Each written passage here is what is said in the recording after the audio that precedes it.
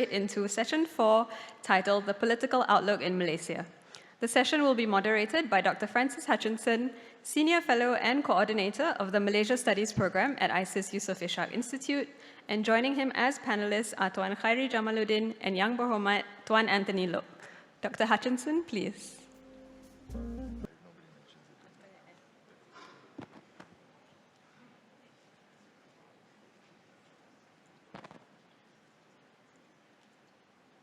Good afternoon.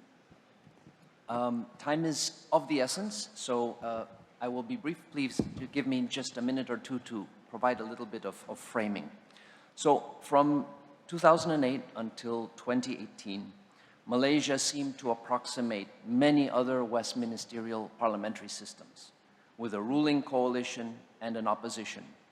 Now, following G14 and the fall of Barisan Nasional, it seemed that we were still in that paradigm, but that only the coalition in power had changed.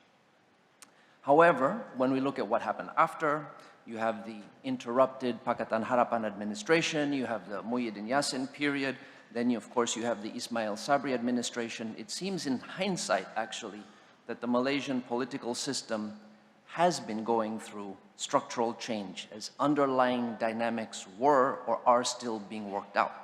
Not least among them, of course, we have the unprecedented competition for the Malay vote. We have an influx of younger voters. We have an expanded role for the monarchy. We have ever higher rates of urbanization and changing patterns of media consumption. And of course, we also have the country transitioning to a lower rate of economic growth than the heady days that we saw up until, of course, the turn of the century. Then in last November, we had the 15th general election.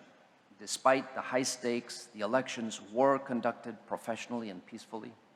The results were surprising, and the formation of the new government was no less dramatic and nail-biting than the World Cup final that followed soon after. Now we have the recently concluded election just behind us, and we look forward to 2023 and what it brings. And there are a number of questions that loom large. Some of them include, are we entering a new period of Malaysian politics, one that is more consensual? Or are we still in a phase of winner takes all and sort of everyone wanting a very dominant parliamentary majority? What can we say about the stability and the longevity of the coalition in power with members that we never expected to see together? Can the expectations of their different support bases be reconciled? What lessons can be learned from Pakatan Harapan's previous tenure in power that are being applied now? What can we say about Malaysia's grand old party UMNO, whose internal issues arising out of the 2018 loss seem to be unresolved? What accounts for Perikatan Nasional's rapid rise? Is it a cohesive coalition, and will it be buoyed by some of the structural changes in Malaysia that we are seeing now? What can we say about the increasing number of out-of-cycle state elections, and will this increase or decrease stability at the national level? To shed light on these questions, among others, we are very lucky to have two senior politicians and policymakers with us today. First, we have Anthony Loke, the MP for Seremban and Minister of Transport for Malaysia, as well as the Secretary General of the Democratic Action Party. On the far end is Khairi Jamaluddin, three-time Member of Parliament for Rembau and former Minister of Youth and Sports, Science and Technology and Health, and he is a member of UMNO. Each speaker will have a smidgen under 20 minutes, and of course, after that, we will proceed to Q&A. So if I can first invite YB Anthony to take the floor.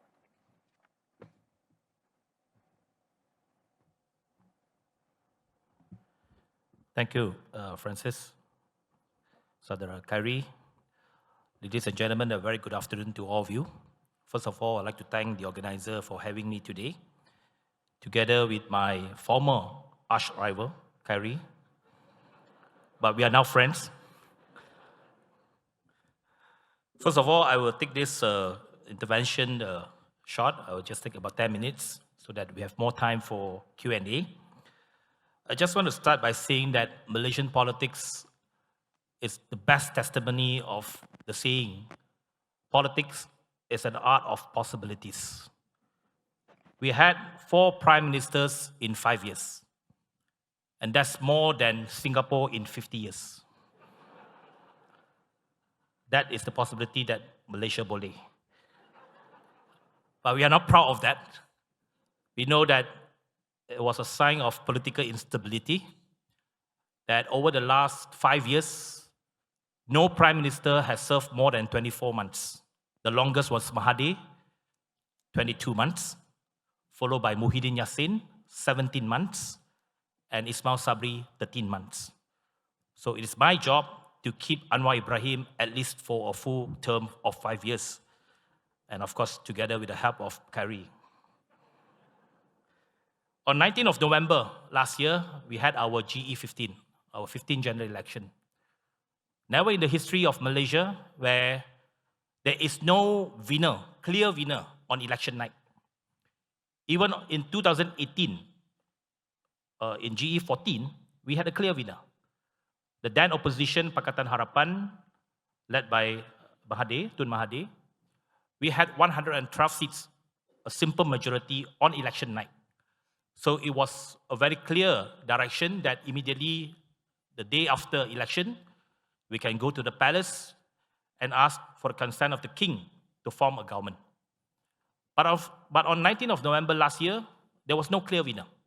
No single party or no single coalition have more than 112 seats in the parliament because we have a total of 222. Any party needs 112 to form the government. Pakatan Harapan had 82 seats on election night. The second biggest bloc was Perikatan Nasional with 74 seats. The third followed by Barisan Nasional with 30 seats. So no coalition have 112. All these three main coalitions fought against each other in every single constituency. But the magic number of 112 can be achieved by combining Pakatan Harapan 82 and the magic number was Barisan Nasional 130. 82 plus 30, just enough for 112 to form the government. Of course, that negotiation was not easy. It took us about 5 days. And after meeting the king, when the king suggested a unity government at the end of 5 days on the 24th of November, we were able to form a unity government. This unity government consists of 4 coalitions. Each coalition has 4 parties. So in other words, in this current government, we have at least 16 political parties. Some, of course, with small representation, but this is part of the government. And every single coalition has representation in the federal cabinet. Of course, in essence, all these major political parties were mostly a coalition under Barisan Nasional before 2018. And of course, on the other side is Pakatan Harapan, the major opposition parties before 2018 were part of this government right now. And as I mentioned just now, we are from opposing parties. Khairi's party and my party were arch rivals for more than 50 years. We never see eye to eye. We fought each other. And in their party General Assembly, they have passed a resolution, no DAP. So they cannot work with DAP before election. But that resulted in a unity government right now. And even though we were from opposing parties, but we know that we have to come together to save the situation, to form a stable government. And with the combination of Pakatan Harapan with Barisan Nasional, we have a simple majority of 112. And with the combination of other regional coalitions from Sarawak and Sabah, currently we have 148 seats in the government bloc. And that is the strongest government we ever had since 2008. Because since 2008, no single coalition, no single government have two-thirds majority in parliament. When 2008, Barisan Nasional lost its two-thirds, followed by 2013 election, BN lost their two-thirds as well. So no single government had two-thirds majority in the past 15 years. Currently, we have two-thirds because of the combination of all coalitions making up the unity government. Moving forward, in 2023, this government, in terms of numbers, are very strong.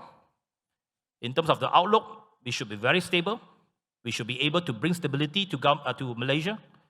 But there are two important political events in 2023. One, of course, is the leadership election within UMNO, which, of course, I'm sure Khairi will address that, can answer better. What is the way forward? Whether or not that leadership election will have any impact on the future of this government, because the coalitions are made up of the decision made by the leadership of each party. So in other words, if there's a change of leadership in UMNO, whether or not they will keep to this government or they will form with other parties. I'm sure this is something that I cannot answer. Probably Sir Khairi can answer better on that. Second event which will shape the future of Malaysia election or Malaysia government will be the results of the state elections. We'll be having a state elections in 6 states, almost half of the country, latest by July this year. In Kedah, Kelantan, Terengganu, the northern states of Malaysia, as well as Penang, Selangor, and Negeri Sembilan. Out of these 6 states, 3 are governed by PAS, another 3 are governed by Pakatan Harapan. At the very least, of course, the government parties must be able to perform well in the 3 states that we are in government right now and try to gain more seats in the northern belt of Kedah, Kelantan, and Terengganu. If that is a scenario, of course, that will give more motivation to parties forming the government right now to continue to cooperate to ensure that we can have a functional government. I think the most important challenge right now for us is to bring political stability. And we are working hard, even though with a lot of differences among the parties making up of the government. We try to put aside our differences. And the mechanism for us to do that is that, of course, we have representation from each coalition and parties in the federal cabinet. And soon after we form the government, all the major coalitions come to the table and we sign a coalition agreement. So there is a coalition agreement governing the functioning of this unity government in terms of what is the mechanism of drawing up policies, in terms of representation, in terms of appointment to key government positions, and if there are any dispute, what are the mechanisms for us to solve those disputes and so on. So those are the things that we listed out in the coalition agreement. This is something new for Malaysia, and I'm sure these are something new for Southeast Asia as well. Not many countries have post-election coalition, unlike in Europe. So that is a new experiment for Malaysia. But our main focus right now is to bring political stability, because we know with political stability, then we can focus on the economy and can bring better livelihood for our people. Before I close, I just want to quote what Mr. Josh Yeo mentioned this morning. In terms of international diplomacy, he said the most important thing is to continue to engage, continue to meet and talk, even though that you do not like each other. And I applied that domestically. And this is something that I learned in politics. Politics is never a zero-sum game. Even if you do not like that person, you have to meet him, you have to see him, you have to talk to him. I'm not sure whether Khairi likes me, but I do meet him when he was minister. So I think that is something that is helpful when there's a need to work together. At least there's a line of communication open.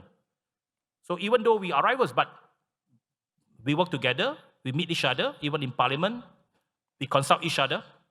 And on election night, I call him. On election night, I call him to say that even though he did not make it in his parliamentary seat, not his fault, probably his party's fault, to send him to the wrong place. But I call him to say that let's work together, let's convince the party, and the bottom line is that we want to keep the moderate and progressive forces at least to form the government. And that is very important as far as the Malaysian political context is concerned. So I think the best lesson that I learned from politics is that never discount any possibility. Politics is never a zero-sum game. You never know when you have to work together.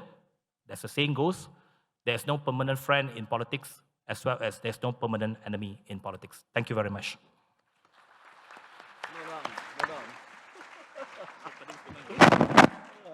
Thank you very much, YB, for your PowerPoint speech. Lots of points with power. If now I can invite YB Khairi to take the floor.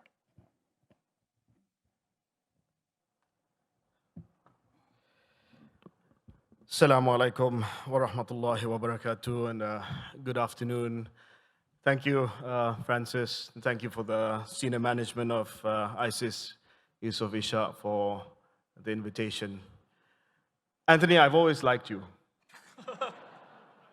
Seriously, we similar age, we grew up in politics together, from Negeri Sembilan to Seremban. I was in a neighboring constituency until I was kicked out. I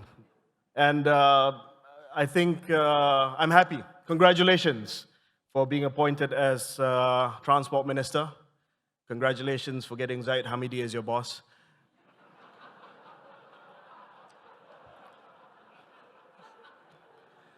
I'll reply to that. What an election. I mean, what the hell happened? You have, in one night, in one single night, the colorful drama of Bollywood and the tragedy of Shakespeare rolled into one. My storied grand old party absolutely decimated and obliterated. No other way of looking at it. There's no consolation, we're in government, deputy prime minister, 4 or 5 ministers or whatever, absolutely swept the floor against the opposition. A hung parliament, royal intervention to form a government, which is a plus and minus. The most ethnically polarizing result in the history of our country. And I will touch on that later. The drama continues.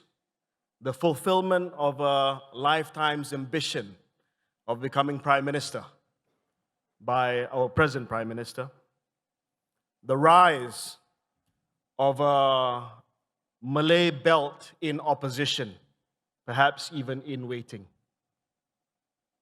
The rise of TikTok politics on steroids, and I'll touch on that as well. And the crowning, once again, congratulations, of Zahid Hamidi as King of Malaysia, or Malaysian politics. And that's what happened at the general election. Now, I want to start by talking about what Anthony touched on earlier, which is political stability. I think political stability is the most important outcome that needs to happen after the general election. Political stability is that cachet that gives Malaysia and other countries in Southeast Asia that premium for people to come to invest in our countries, travel to our countries, to take long-term positions in our country. But there are concerns over government stability. We've had more prime ministers in the last few years than some other countries in the last 60 years. So a lot of people are concerned, can Malaysia last? And I want to tell you, and also categorically to Anthony, that I want to see government stability. I want this government to last. I don't want there to be backroom machinations which will result in another change in government. I didn't work my socks off to get the country out of the pandemic, only to see it beleaguered by continued instability. So I want to see this government last. And I want to make sure that there is stability in the country, even though I'm no longer a minister or even a member of parliament. But in order to do that, we need to address the few issues which I want to touch on briefly before we open the floor for questions and comments.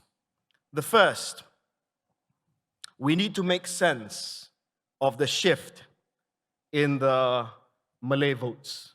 And this is the most crucial point from the general election. Now, if you look at preliminary analyses of how the votes went, for the Malay votes, this is preliminary and still subject to further number crunching, 54% went to Perikatan Nasional, which is now the opposition, made up of the Pan-Malaysian Islamic Party, as well as the Parti Bersatu, or the party associated or led by former Prime Minister Mahyudin Yassin. Barisan Nasional, my coalition, or the coalition that I belong to, got 33%. And by some accounts, Anthony's coalition, Pakatan Harapan, got 11%. But let's say it's 11 to 20%, yeah? It's not more than 20%. So you have a very fractured Malay voting demographic where Pakatan Harapan received very low share of the Malay support.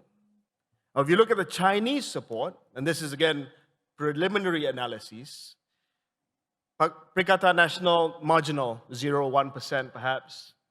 Pakatan Harapan, his party, or his coalition, 94%. And my coalition, 5%.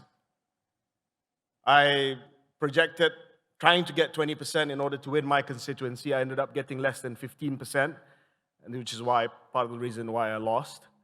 But you can see that your dominance, or Pakatan Harapan dominance, in the Chinese community shows that at least the Chinese bloc, the Chinese voting bloc, is secure for now. What's at play is the Malay bloc, which is fractured. Right now, my party, the storied Grand Old Party, is the third choice behind PAS, Bersatu, and then UMNO. So we need to make sense of the shift in the Malay voting pattern. What are the implications? The implication, and one that is very serious and one that is very urgent, is the fact that you have 75 member bloc in opposition, which is almost homogeneous Malay Muslim. What does that mean? That means in opposition, it's clearer in what they will appeal to. They have no pretenses about trying to bring together disparate ideologies, ethnicities, demographic groups into a coalition. They can just go for identity politics. They can just go for ethnicity and racial issues without any concern, because it is a homogeneous opposition bloc. And that will fracture and can fracture the country even more. That will allow for the opposing parties, PAS and Bersatu, to outflank UMNO, because now we are in bed with these guys, makes it very difficult for us to cover the flank on the right. So the task for the new government, which we are in a very weird way part of, is to see how we can reclaim some of the Malay ground. And this is what Anthony said earlier. Number 2 event, which will happen this year, which is important, is the outcome of the state election. The Northern Green Belt, Kedah, Terengganu, and Kelantan, I think, this is my view, is a foregone conclusion. They're going to sweep through the 3 northern states. Penang, because of the seats in the island, is still, I think, safe, but the mainland is in play. Selangor, half the seats are in play. So you will see the rise of the Malay opposition, and the government will have to think, and they are thinking, about how to make sure that they do not hemorrhage any more support among the Malay community. And they've done that through at least 3 different ways. One, I think you've seen the Prime Minister burnish his Malay Muslim credential.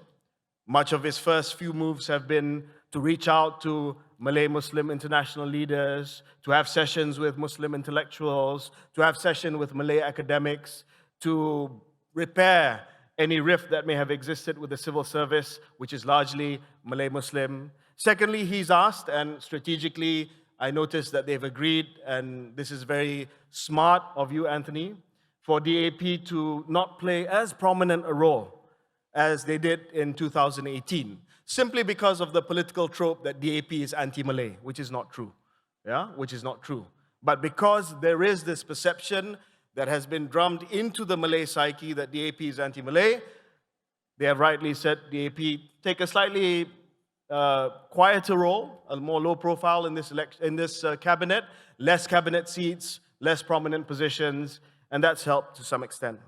And third, of course, is attacking PAS and Bersatu, and this will be done politically and also non-politically through other means to ensure that the credibility of these parties are eroded. So you have to make sense of what's happening in the Malay ground. Now I come to the point which was raised earlier, which is the first big event that will also take place this year. You see, the general election was a huge earthquake, and there are two aftershocks. One is the state election or the state elections, and secondly is the UMNO election. Now, as you know, the present configuration of the cabinet reflects the existing leadership in UMNO, with Datuk Sri Zahid Hamidi as the president and now the deputy prime minister. We are scheduled to have UMNO elections or internal party polls 6 months after the general election, which is by May, we have to settle this. And this week, the next few days, we will have an AGM to discuss the rules of the election. There are some rumors saying that there will be a move to ensure that the top two positions will not be contested. But we hope that this is not the case. We hope that it will be open, because this is really, this election for UMNO is the 3R. It's either reform to get relevance, or it's rest in peace. This is it. This is everything. So we go into this election with hope that this can chart the new course for UMNO. Now, there are concerns, and some of these concerns have been voiced by rational people, saying that, well, if there is a change in leadership of UMNO, then that will bring about political instability, because that will lead to a collapse in the government, that will lead to another Sheraton move, and another government will come in place, and a new prime minister will be sworn in. Now, Anthony, I want to say this clearly, categorically, in front of people here, and I've deliberately chosen Singapore to say this, that if I or my allies win the presidency, win the leadership of my party, we will commit our support to the unity government, to Anwar Ibrahim, and to you.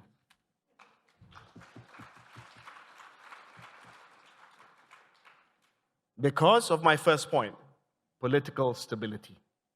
So there is no question that any change in UMNO's leadership will result in political instability. Otherwise, that's the point that's going to be used against us. Any change in UMNO will result in political instability, and this is not what Malaysia needs.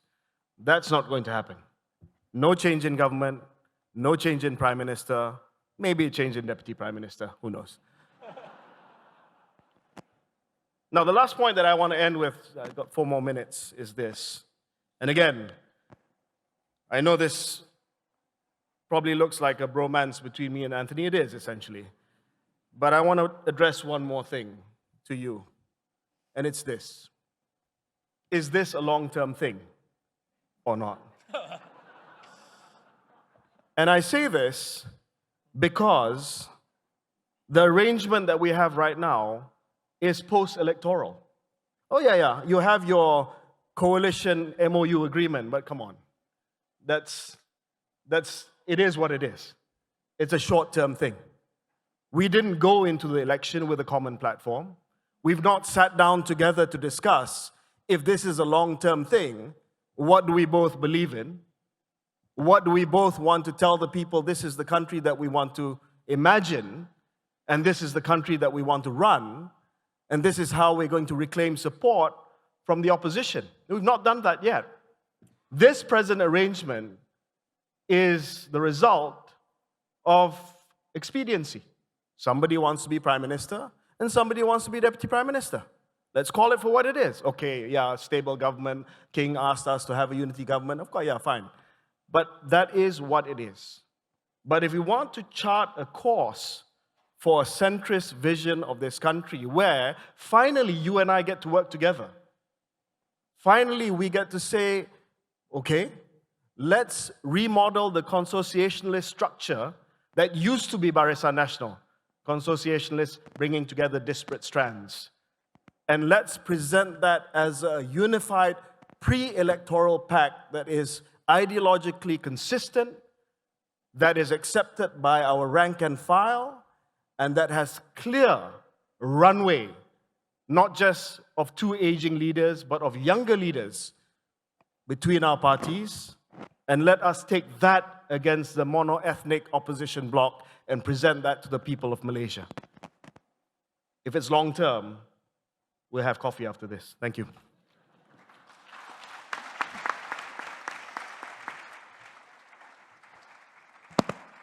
Thank you very much, gentlemen, for the spirited discussion. I'm sure there are many questions. What I'd like to do, though, is ask each of our speakers one question, and that way those of us in the audience can begin to finalize the questions that you'd like to ask.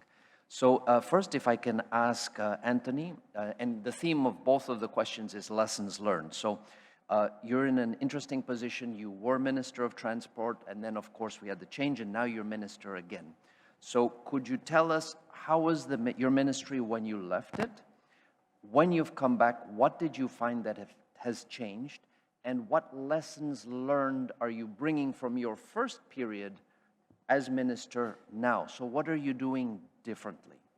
Then to Kyrie, could you tell us a little bit about your move from Rumbau to your new constituency where you ran? It was a different constituency, different needs.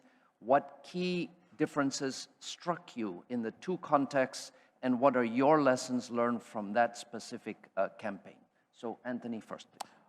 I think first lesson learned was we have to be more patient in government. Change will not come overnight. I think during my first tenure, of course, we were eager to bring a lot of changes, perhaps a bit too fast, and we tried to expect a lot of results immediately. I think probably that was a mistake, that you think that it can change the system overnight. So I think that is my first lesson. I have to be more patient and take it progressively, because any decision we made in the government as a minister, in the cabinet, will have different implications. So we have to think through a lot of implications, what we decide on, what we do. So I think that process will give us better results in the long run. So perhaps this is a bit different. And someone told me that in the past 1 month, it's very unlike Malaysian politics because there are not much political statements coming out from the ministers. So perhaps this is a good thing, that we want to focus more on our job, more on our ministerial role, than to give a lot of political statements, which probably sometimes will be counterproductive. I think how do we conduct ourselves and how do we make decisions is a process that we have to pick up. And vis-a-vis how we conduct our relationship with Singapore. Malaysia-Singapore, I mean, especially Ministry of Transport, there are a lot of issues that is bilateral in nature, that we have to work together.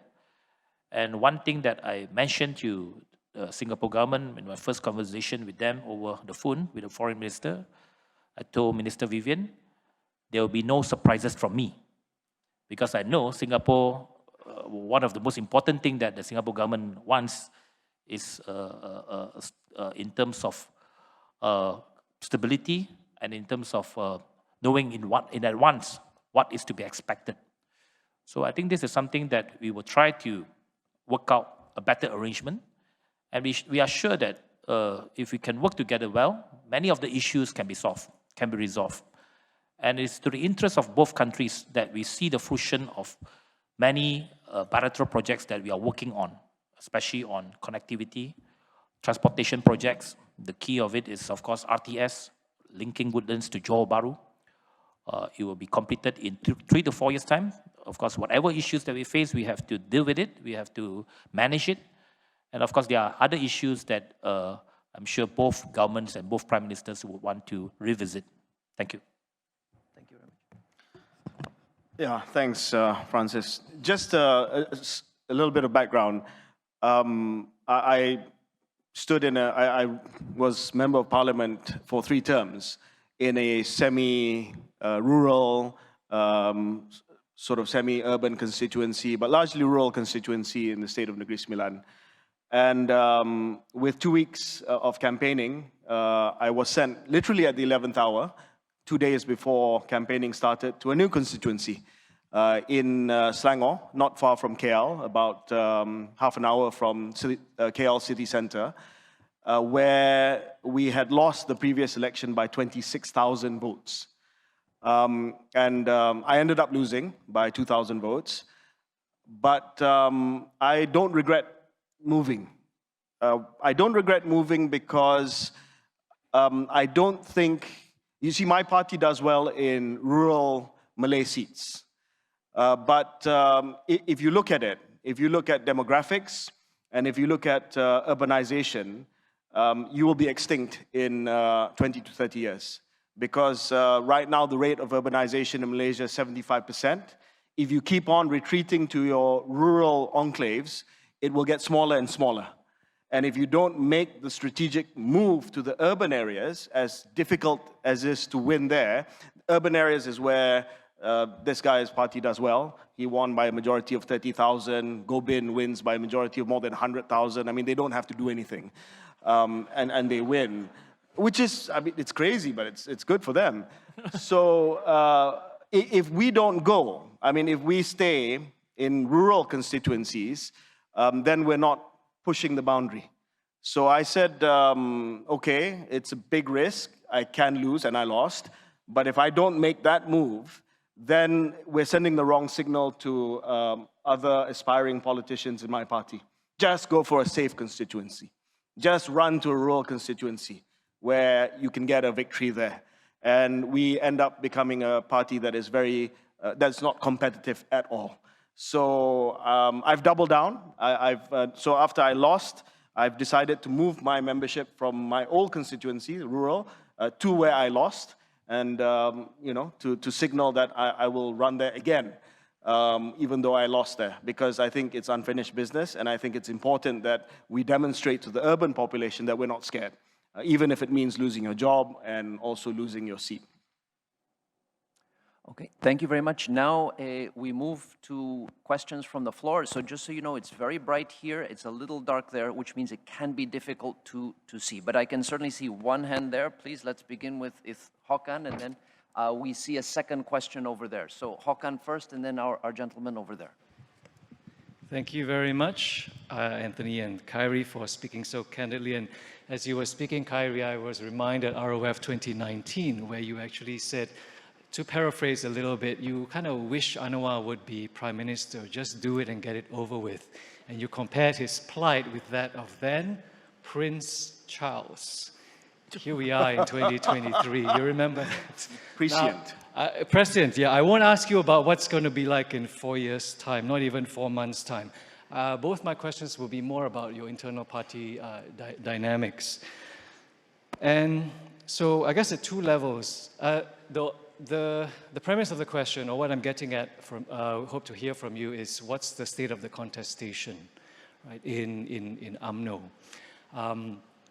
And it's been a party that's very much, its internal elections are based on personality, patronage.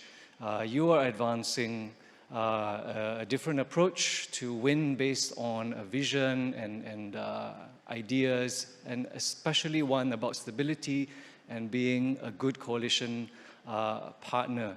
So how is that, playing out? Trying again, right, to present better vision versus in a certain milieu of very much patronage and personality. And attached to that, right, is also, I think, a certain dilemma whereby campaigning within the party to work in the coalition, the unity government, how will that fare against, surely also another stance of doubling down, right, to be actually going head-to-head with PAS and with Bersatu, to be conservative Malay. So how will that also play out? We have talked about DAP, the sacrificial party. How sustainable is it for DAP, and what measures can be taken actually to temper the expectations over time? We can anticipate that there will be some impatience growing. How long does DAP have to restrain itself? You have told us about that being a lesson learned. But how important is it moving forward, and what actually concretely is DAP doing to manage expectations and continue, right, to play its role? Thank you. And then, please.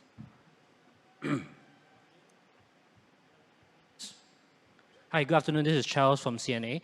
Got questions for each of you.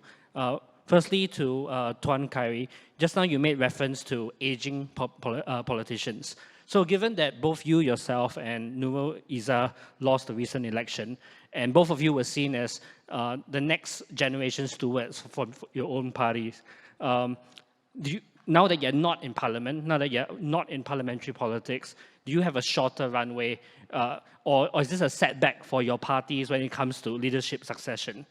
And my next question for Minister, we've seen in the past, especially with issues like Pedra Branca, observers have said that Malaysia politicians in government tend to use foreign policy to score domestic points. So for the issue of Pedra Branca, we know that the Prime Minister has asked the AG to clarify his position, but will we continue to see what observers say as using foreign policy to score domestic points? Thank you. Okay, thank you. So could I invite Khairi to address first the UMNO internal questions, and then the issue of aging, and then if I can invite Anthony then to talk about the DAP's position, and then Pedra Branca. The UMNO elections, or the contest for the leadership of UMNO, must be just about numbers. In 2004, Barisan Nasional had 198 seats. In 2018, that went down to 79. Last year, it went down to 30. No self-respecting party, seeing such a deterioration of support, will not ask serious questions about the leadership of that party. I know there are leaders within UMNO who greet these figures with insouciance and just dismiss it, saying that, we're in government. We're in government for now. But this slide is going one particular way, and it's not going north. It's going south. So as much as personality, patronage plays a role in the contest, do not underestimate the undercurrent within UMNO members who are reflecting on where we are today. I ran for the leadership of UMNO 4 years ago, some of you know this, against the present president. I didn't make it. It sounds like I'm a loser. I lost elections, No, I actually won elections before. I came close. Again, I came close. But I think this time around, the stakes are much, much higher.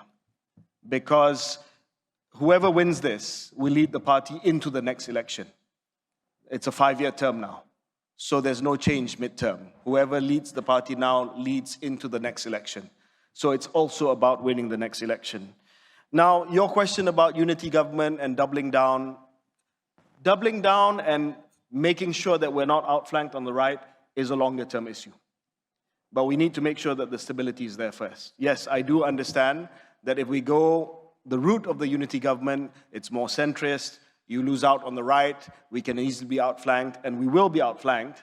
but UMNO has always been able to guard that flank from the center.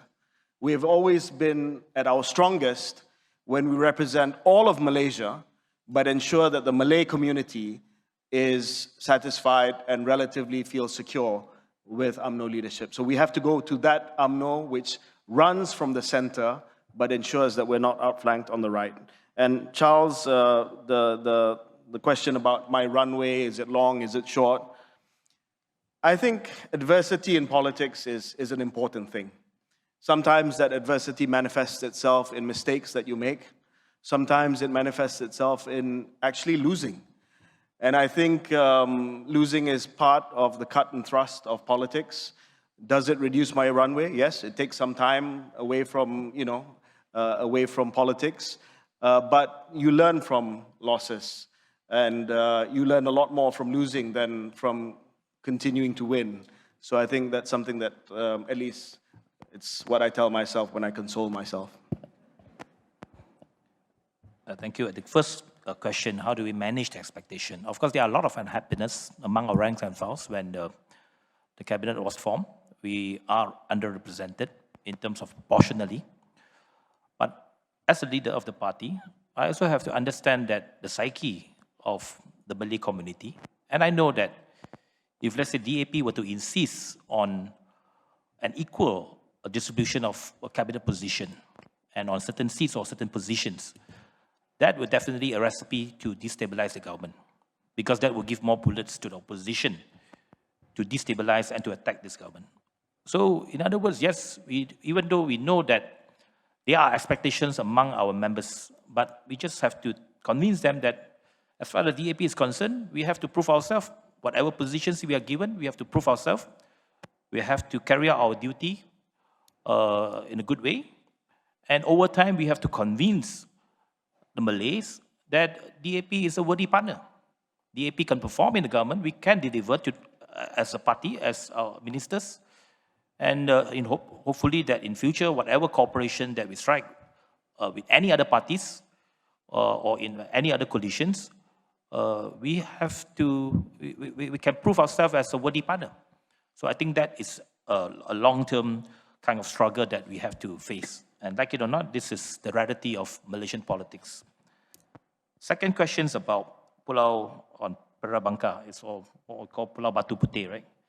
First of all, my answer is that that is not under my jurisdiction. That is the foreign minister's affair. It's not under Ministry of Transport. But I do not agree that we always use foreign policy to show up our support locally. I think on a practical sense, and I can testify that domestic issues, if we address domestic issues, well, it can win us more support. And as far as I'm concerned, I spend more time doing spot checks on LRT and MRT in Kuala Lumpur to get political support than talking about Pulau Batu Putih or Pereira Bangka. So I certainly do not agree that foreign policy is our political play. But I think that the people, especially Malaysian public, are more aware that right now, what is important is how do you deliver your services? How do you ensure that you can bring about better policies and better execution of government initiative? I think that's key. Khairi is someone who is quite acceptable to the masses. In fact, I'm sure if moving forward, if we are still together, he will definitely get 90% of the support from the Chinese. Because in the past, because there is a contestation between PH and BN. But if we do not fight each other, I'm sure all the Chinese vote will go to him in any constituency that they send. Because one of the things that people judge is that his performance as a minister and his handling of the COVID immunization program is something that, by and large, a lot of people can say that he has done a good job. And I think these are the things that people will give more importance than any rhetorics. Thank you. Okay, so now we proceed to second round of questions. So Meredith, and then a YB, Jacob, and then the gentleman in the back with a nice tie and the white shirt, please. Three of you. I have to say, after hearing about Thailand and Myanmar, this puts it all in perspective from Malaysia. But it's nice to be able to, joke a bit. But A stable government is hugely important, especially after the last few years in Malaysia, but a stable government is a means to an end. It's not the end in itself. And so, for instance, hearing you, YB Anthony, speak of the 112 and the quest for that, that indeed, in the run-up to the election, after the election as well, was so much the focus, how to get the count of seats. And yet, to maintain a stable government, to have something to which voters can hold that government accountable will require showing that that government can govern beyond remaining in power. So we recognize, yes, of course, remaining in power is not to be taken for granted.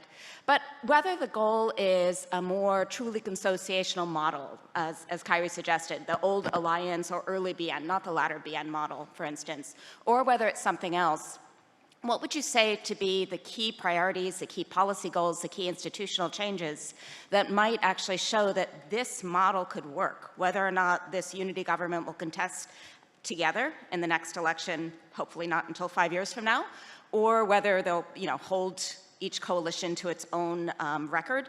In other words, what do you hope will be able to be achieved in order to show that more than stability is possible, but that actually governing, doing important policy changes might be feasible as well? Thanks. Thank you. So they got the job. Now they have to fulfill the KPIs, right?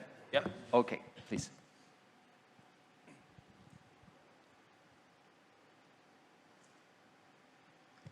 Thank you. Question for Kyrie. You talk about the fact that UMNO previously could operate from the center and still take care of the Malays. Then you give us an analysis of the Malay votes, that the Malay votes have sort of shifted away. How are you going to win them back without playing the race card or the religious card? Right? Because that's what UMNO used to do. Even though it was in the center, it was still playing the race card and religion card to win back the Malay support. Was that something which is feasible for what you can consider as an option for you to win back the Malay support? Thank you. Thank you. And then the third question, sir, in the back. Yes. Hi, Craig Dale from CNA. My question is for Kyrie, and I'm deferring to my colleague Melissa Goh in KL, who I think you know, with a question, just very direct. Will you be running for the top job at UMNO? And if so, who would your running mate be? Okay, thank you. Perhaps we begin first with YB Anthony about KPIs, and then from there we'll proceed with YB Kyrie. Just say I fully agree that yes, we have to deliver on governance, on better policies. At the end of the day, most important is that the livelihood of the people are better. I think that is the key criteria to maintain this government. I think that is nothing substitute that, and we know for sure that in order for this government to stay and to sustain, we must deliver in short, medium term. And if we cannot deliver, then definitely that is the biggest risk that we will face. In terms of delivery, it's much more bigger than any other consideration. So fully agree with that. We have to focus on governance. I think the more important questions that Kyrie have to answer is about his plan to contest. But sorry, YB Anthony, if I can probe you a little bit, perhaps we narrow it down with regards to KPRs. So you are Minister of Transport. We won't push you on foreign affairs. Perhaps can you give us a little bit of taste of what you would like to deliver over the next, shall we say, 6 to 12 months? A more stable MRT services in KL. This is something that, yes, I met your Transport Minister last night. I'm meeting your former Transport Minister, Corbin Wan, because he fixed the MRT services in Singapore. I will ask him how he did that. So that's something that I will bring back to KL. Okay, thank you. YB Kyrie. Yeah, so Dr. Yaacob, thanks for the question. How do you win them back without playing the race and religion card? Okay, so I will answer in two parts. One is how do you win them back without race and religion, and then I will touch on race and religion. You win them back by addressing the key non-race and religion issues which seem to be problematic for UMNO right now. And that I would put in two general buckets, which is one, integrity issues, and secondly, bread and butter issues. I think on bread and butter, all parties struggle with this. This is not just a Malaysia thing, it's a global inflationary thing that all parties and many other countries suffer with. So this will be not unique to UMNO, but you have to show competence that you can deal with it as quickly and effectively as possible. The integrity issue, I'm not going to speak at length about this, but I think this touches on existing cases, baggage from the past, what's happened over the last 3 to 4 years. That's going to take some time to scrub because the stain is deep and it's dark. So it will take some time. And part of that will be a changing of the guard, new faces with, I won't say no baggage, every politician has baggage, less baggage. Now, let me come to the second part of the answer. Implicit in the question is that race and religion, or the race and religion card is a bad thing. I don't think it's a bad thing. I used to think it's a bad thing, but it doesn't have to be a bad thing. It has to be utilized to some extent. Because if you don't do it, someone else is going to do it in much, much more nefarious ways. And in Malaysia, whether you like it or not, identity politics is still here and here to stay for a while. If you shy away from it and are apologetic about race and religion, whether it's overt in UMNO's case or whether it's more subtle in DAP's case, then you're not touching the hearts of people. And you allow for people on the right to dominate that discussion. When you allow people on the right to dominate that discussion, the cultural debate, then you will lose out. So you have to wade in. You have to talk about identity, race, you have to talk about religion, but you have to recast it in a way that is not nefarious, that is not exclusivist, and that's not weaponized. If you shy away from it, then you cede that ground automatically to those on the right, and it's game over. So my answer to you, sir, is focus on the buckets of bread and butter, integrity, but don't shy away from race and religion. But take part in that debate on your terms, and don't be outflanked by the right. The question from CNA. First, I want to make sure, he's recording this already. First, I want to make sure that at this week's gathering, there is no motion that will prevent the top 2 positions in my party from being open for contest. And in the past, they've closed it before, and that's highly undemocratic. And this, of all elections, is absolutely critical for the future of my party. Will I contest for the presidency of my party? I'm thinking about it. Thank you. Okay, we have about 3 minutes left, so we do have time for a couple of Twitter-style questions, 140 characters or less. I see yes, ma'am, yes with the, yes please, you, and then we can take one more.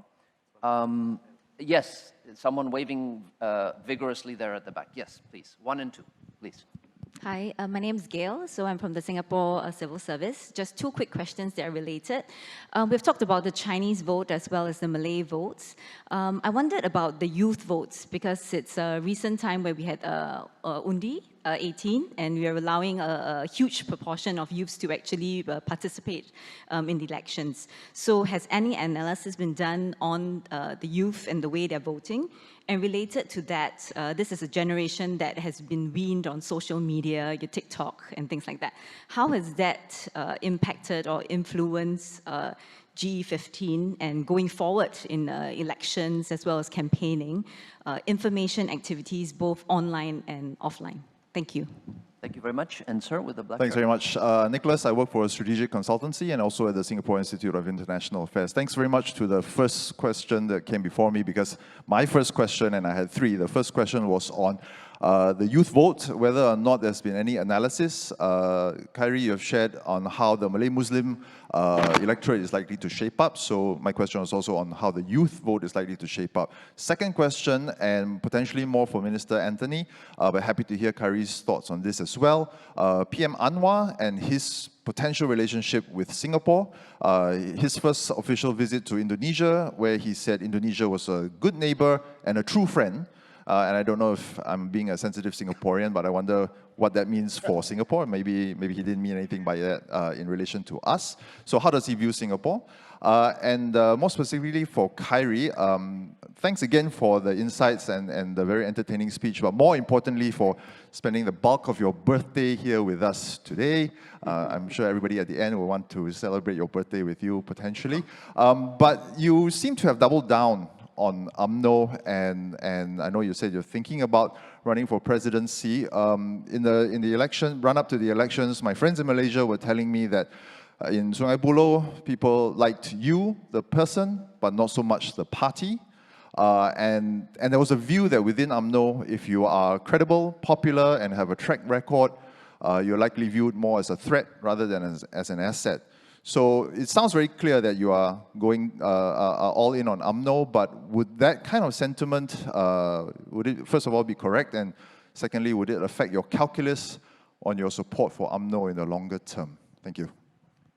Okay, YB Kyrie, if I can invite you first, and then we conclude with YB Anthony on the question on PM Anwar. Yeah, so I'm going to take the two questions, the one on the young voters very quickly, and then Nick's point about UMNO. So there has been preliminary analyses of where the young votes went. So the quick answer is it was very fractured. Some constituencies PH, some constituencies heavily PN, and that was a big surprise. PN, which is the opposition party, the Islamist party, and Bersatu got a lot of the 18. So this was the first time in Malaysia's history where we allowed 18-year-olds to 20-year-olds to vote. Previously, the age of suffrage was 21, and that was lowered. The age of suffrage was lowered to 18 in a constitutional amendment a couple of years ago. And everyone was shocked because PN got a big share of these votes. A fair game, you know, you're entitled to vote the way you want. It reflects not on the voters, it reflects on the parties for not approaching the voters earlier and convincing them to vote and to support them. So that's a huge homework for all of us to do. I just wanted to say that one of the key drivers of this, and it's not exclusive, I don't want to say that young voters voted because of TikTok. They vote because of many, many other things. But I do want to say that TikTok, in particular TikTok, the ByteDance's own social media platform, played a huge role. And I just want to tell you that in Malaysia, there are 14.5 million TikTok users, and that there are 4 million Twitter users, and Twitter users very atas lah, you know. And there are 21 million Facebook users. So TikTok has come 15 million, 21 million Facebook. Facebook's been around for 15 years or so. TikTok's growth is amazing. And Facebook is, you know, that's just full of pensioners and old people. And so, I mean, TikTok, sorry guys, TikTok is exciting, it's, you know, it's videos. So that's really what's moving the needle in Malaysian politics right now, and many other countries. So that was a big part of what happened in the young votes. It's not the entire story, but that's a big part of it. Calculus on UMNO, yeah, UMNO it's all those things that you said, but again, inter-party, or rather intra-party rivalry exists in every party. I believe that my party is not beyond resuscitation, reform, and rescue, and that's why I'm still all in. And this is, as I said, stressing once again, this is the most important UMNO election in the history of our party. Thank you. Just a short one. I think in terms of the Indonesia visit, that's a tradition in Malaysian government. Any new Prime Minister, the first official trip will be to Indonesia. I think PM Anwar just to keep to that tradition. But of course, he will come to Singapore in the second trip. So if you ask me if Indonesia is a true friend of Malaysia and Anwar, then Singapore should be the best friend of Malaysia and Anwar. Thank you. Good answer. Okay, on that high note, it gives me great pleasure to invite all of you to please thank our two panelists for a very, very lively, insightful, and interesting debate.